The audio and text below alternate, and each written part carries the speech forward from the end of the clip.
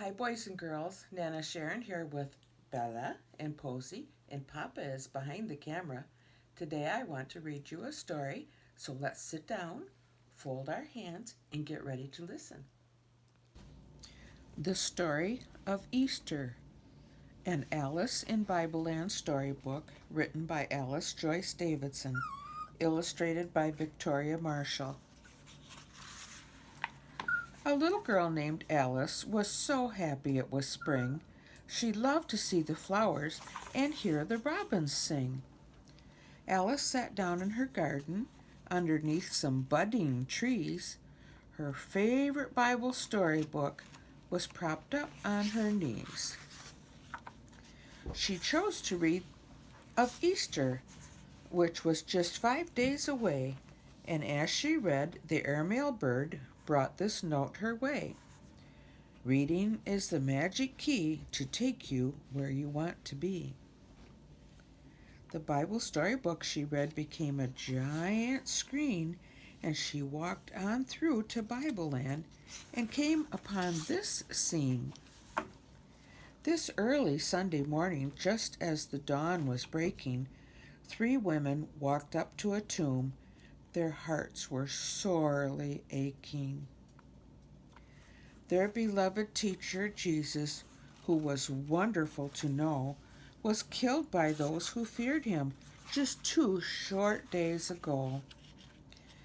They saw the stone that sealed his tomb had been rolled away. Inside the tomb was empty. The women feared to stay. One woman, Mary Magdalene, ran off to tell 2 others, Peter and John, Jesus' friends, whom he treated as dear brothers. All 3 ran back to the tomb. Peter, then John too, found that the tomb was empty. What Mary said was true. Although the tomb was empty, John and Peter found cloths which had wrapped Jesus lying on the ground. Feeling scared and puzzled, John and Peter left the tomb.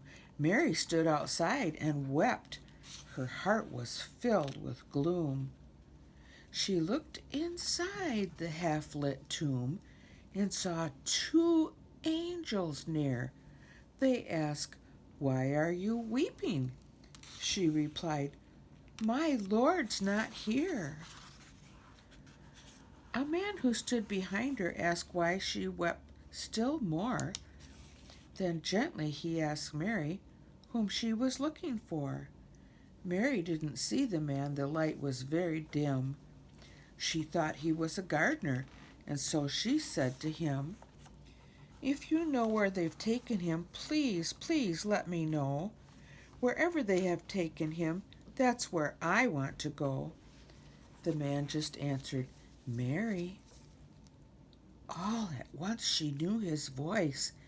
Mary knew the man was Jesus, and she felt her heart rejoice.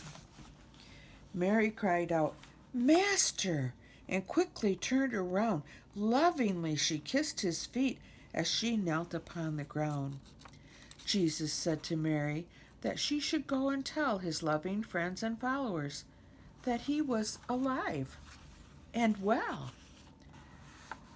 "I'm going to my God, my Father, who is your God and Father too, and even though I'll be with him, I'll always be with you."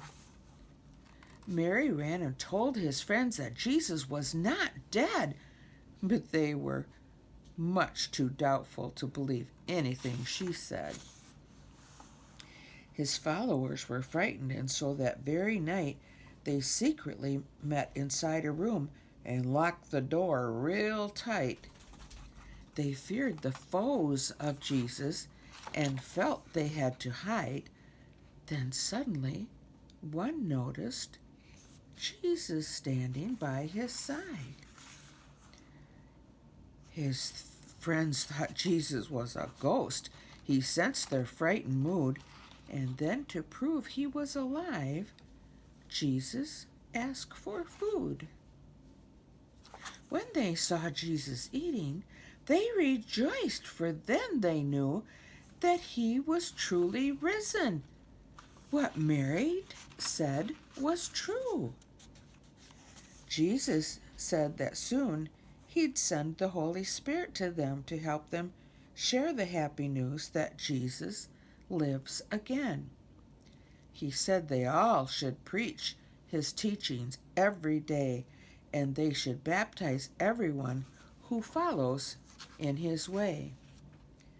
The time had come for Alice to leave the Bible scene.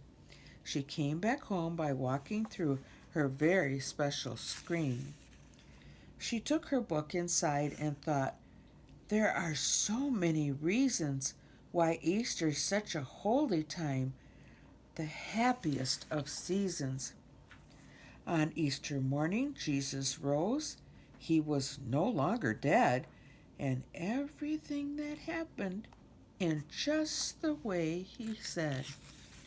His church was born on Easter when he told his friends to share the good news of his teachings with people everywhere.